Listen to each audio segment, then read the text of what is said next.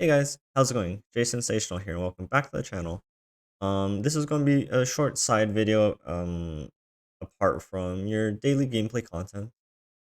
Today I really wanted to set some time aside and talk a little bit about the roadmap that LOR released yesterday. More specifically, more around the PvP content, as well as the sort of quote unquote future of competitive scene. Now, obviously, we don't really know because this is just a one-page article on their plans and things like that. But I just wanted to get out some of my own thoughts, sort of my own journey, and maybe voice the opinions of some people within the community as well. So I'll just really quickly, I won't try to go over line by line in this article because that's not really going to be the main focus of this video. If you guys want to read this on your own, I do highly recommend that because there is a lot of information about the coming months within this article on the Terra website. But I will just go over some very basic things I do think are quite interesting. Um, as for their just general cadence over here, let me just try to get a nice showing. I'm not sure if you guys can see this, but I will read this throughout. If you guys want to have this open while I go over this, you can just follow line by line together. But so balance patch in March, that's expected. They have a cadence of sort of just like every other month. They have like sort of these balance patches of some sort. So balance in March, pretty expected. It's end of March, which seems a little bit late, but I don't really know, and I haven't really been keeping track of that too often. We're getting new skins and cosmetics, which are, pretty decent. In April is the first most interesting thing that comes to my head. It's the champion adjustments. So I know that Riot or LOR in the past have said that they're not really wanting to rework champions.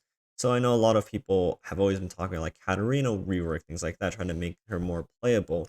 I'm not sure if this champion adjustments is going to just be like stat boosts, like, Braum getting 1 extra health, Heimer getting a +1/+1 stat line, things like that, or if they're actually going to do some major rework on some old champions or champions that just don't really see much play.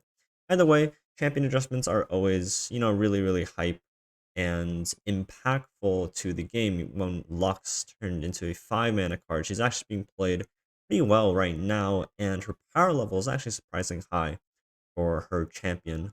One champion that didn't really see play a lot of times, and now it's actually in a respectable position.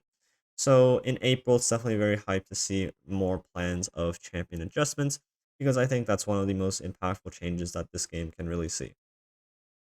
Of course, I have some other major balance updates. Second anniversary already. It's like kind of crazy. In May, they are releasing a new quote unquote region with the Runeterra champions.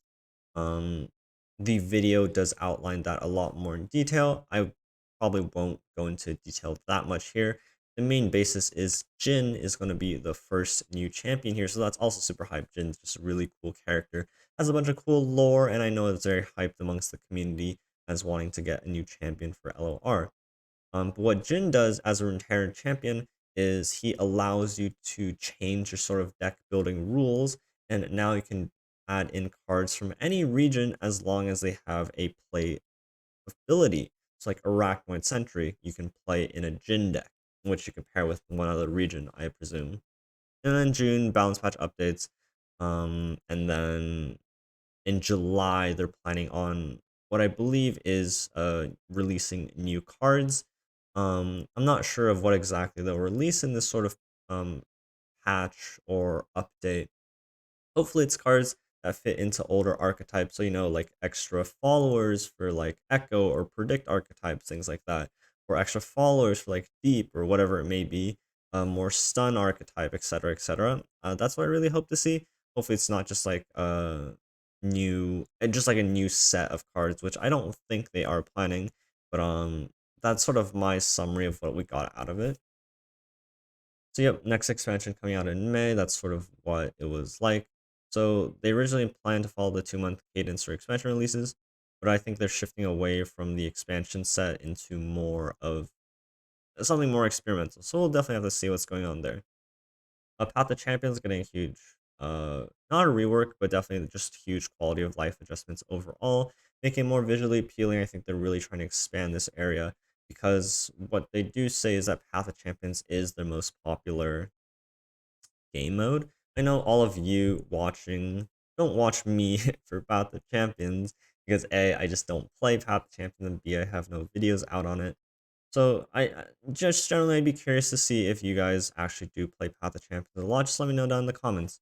For me personally, I don't really play it. I have played it on an alternate account just to just farm XP for quests as well as like the weekly vaults. Outside of that, I just really don't play Path of Champions much, even though I think it's a quite enjoyable game mode.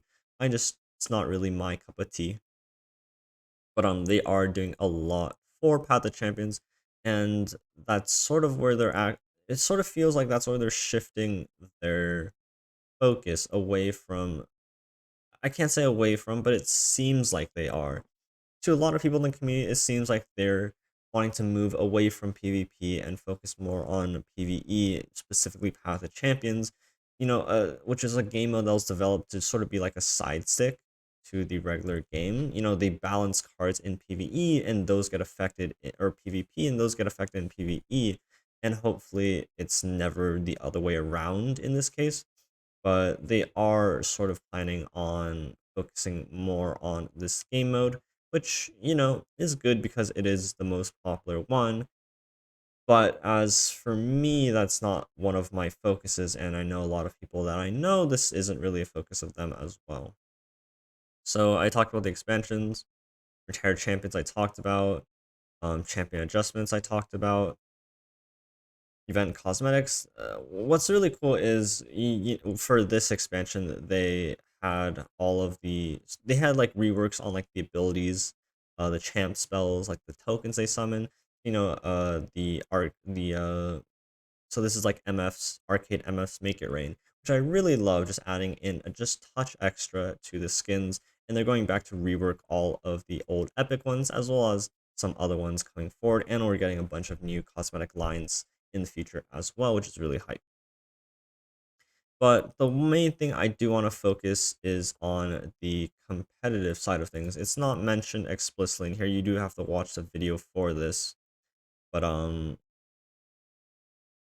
let's just go off the I'll just ramble a little bit here. So I'm not gonna watch this video with you guys because it's a little lengthy, and well, actually, you know what? Let me just Next, a quick update on competitive in 2022.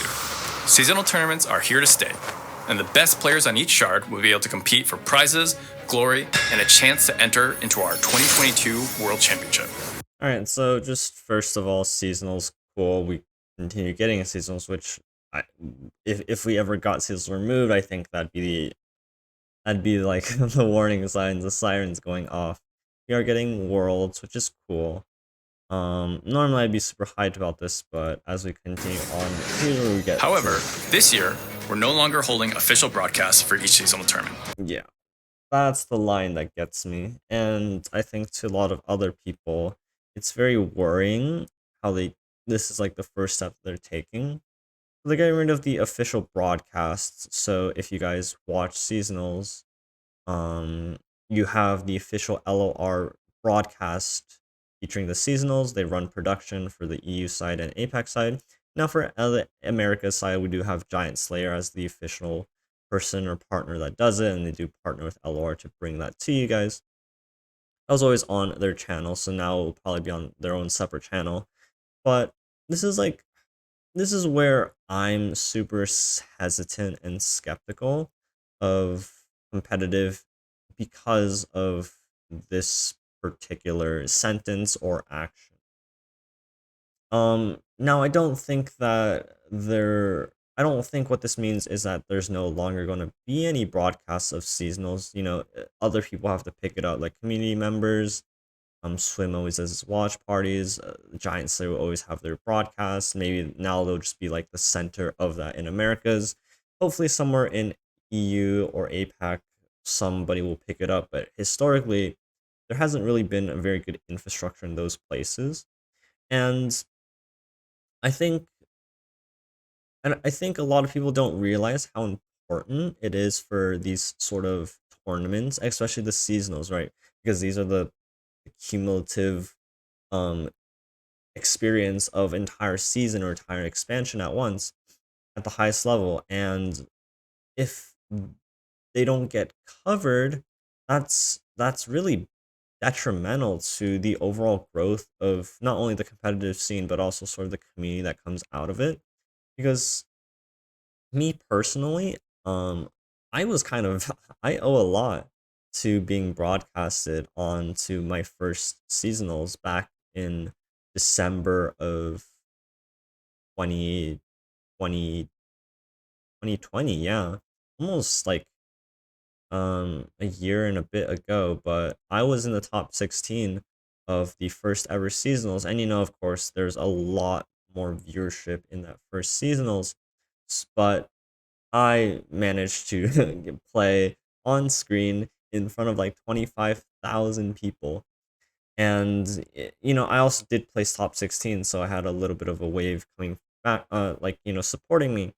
But if I hadn't been on that stage, if I hadn't been in the top 32, if I hadn't been broadcasted out to so many people, I don't think I would be in front of you guys here, like creating content. I might still just be playing sort of casually. Maybe I just never picked up competitive overall.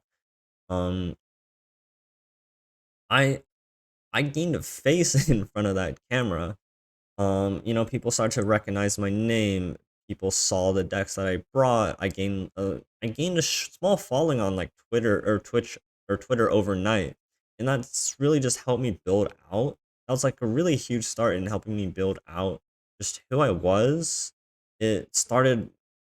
I saw that I had interest in creating like YouTube content, and that's just really what like kickstarted me off, not only as a player, but as a content creator, as a streamer, as a YouTuber, whatever it may be. It it was because I was on that camera in front of all those people, and a lot of people over the seasons, I've seen it. I've seen it with my own eyes. They've won seasonals. They've picked up the following. They've picked up content creation. They've picked up a spot in the community where now people respect their opinions. People follow them to hear what they have to say. Um, like Yamato gained huge recognition worldwide across his performance in World. People like Baj Attack, uh, like Akado, um, I don't know why it's so hard to name people off the top of my head, or like Black Bossy won seasonals, Ultraman you won seasonals. A lot of these guys who won seasonals, I've now heard of their names, and now they're all doing really well within the space of either streaming or YouTube, things like that. They've grown in the community and things like that. And not only does it help these individuals in the community, you gain more traction and more attention, and now suddenly, you're elevated a little bit more, but it helps develop these narratives or these stories that if you don't really have, because now you don't really have broadcast for it, or now you're investing less resources in developing these stories, because even though there wasn't as much narrative building, at least like Giant Slayer, I guess they'll still continue doing it because that's something that they did well. I guess the EU side had as well, and maybe the APAC as well. But the Riot LOR took little sound bits of each player answering these questions, like what does seasonals mean to you? What would you do if you win? Things like that. And like, who helped you out? Where did you come from? How did you grow within the scene?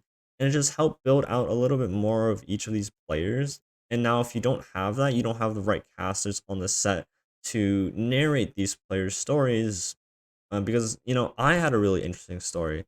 I never played competitive anything in the past, and it meant a lot to me to have people to recognize me for something that I did, and was something that sort of moved forward as I progressed through last year of seasonals and other tournaments and things like that. And that was really a turning point for me, and I really hope that that momentum for other players doesn't stop, because if suddenly you win seasonals but it was never broadcasted anywhere and nobody knows who you are, then it's still very hard for you to even get out of that shadow. Like what, you get a Twitter post, you say that you won seasonals, but nobody knows what your games look like. Nobody knows who you are. Nobody can put a face behind the name. It's all very hard to just develop who you are. And, even though we get Worlds later on this year, if World is a bunch of nobodies that nobody knows or nobody wants to follow, then, although that obviously won't be the case because the top performers are still going to get rewarded, and most of the top performers are pretty known already. If you just have like half of the people that you don't really know because you haven't really developed them out as players, as narratives, then that's gonna lose a lot of following because all of a sudden you just, you don't really know who to follow. And that's really worrying for me. That was a huge rant on just the broadcast overall. But to me, the broadcasts were a super important aspect of not only the game and seasonals, but also of personal development. But I'm really sad to see this go. And even though, I think it'll get picked up elsewhere, um, it loses a lot to not be on the official stream and not have the official casters talking about these people. Or, you have like, now you have less resources, so you don't get like as good casters. Now the casters don't really know these players going in, and they can't bring back on the old narratives and things like that. And honestly, I'm sort of worried because this definitely is probably the sort of the tense moment of people watching the competitive scene. We don't really know what future we have in this scene, and this is really worrisome. Um, because this might be the end of competitive as far as we know. Um, or at least like they might not have many plans if they're just trying to pull out of it already. And to me, I think that it sucks for sure, but to me and to this channel, I think that the impact will not be as high. I've always been a competitive player. I haven't really won too much or had much significant winnings within the competitive scene. I was already thinking about maybe transitioning away from it. I definitely wanted to pick up casting as a side because I think that I could do pretty well in it and I had sufficient game knowledge in it. And now I'm not so sure even if that's a path I want to pursue anymore. That definitely puts an axe into that plan. But for this particular specific YouTube channel that you guys are watching, as long as the game continues to develop and grow and have updates, I think the content on this channel shouldn't be impacted all that much, which should be good news for you guys. But for me as who is involved in that sort of competitive community, I know a lot of people that are only here because there is hopes for competitive, and if competitive gets axed, and then suddenly they just leave the game or go somewhere else or just don't focus on Runeterra anymore after that, that does affect me as well because those are my friends and I'd be really sad to see them go. So that's just the overall wrap of them removing the official broadcast for the season tournament. Not only does it just show that it just gives a bad omen to the future is really what it is. But so let's just talk a little bit about Worlds. So Worlds qualifications is pretty much exactly the same. You have ladder placements and you have seasonal placements. But now instead of over the course of 5 seasons, 5 ladders and 5 seasonal tournaments, I believe there's only 2 now. So starting in the ranked season, which is 3 months by the way, which is incredibly long. Um, so you gain qualification through ladder, and so ranked, and then seasonal performance as well as seasonal finalists. I believe. Oh, it's online only. That is so lame. Oh, I don't know. Everything about this just makes me very sad. But you can still qualify the top 4 players from the seasonal tournament up till the world. So there might be like there might be like 2 or 3 seasonals. Definitely going to be less than 5 coming from last worlds, and it's you know, online only. It's just it's just very disheartening to hear how they're steering the competitive side of things. I really hope that they have other future plans for it.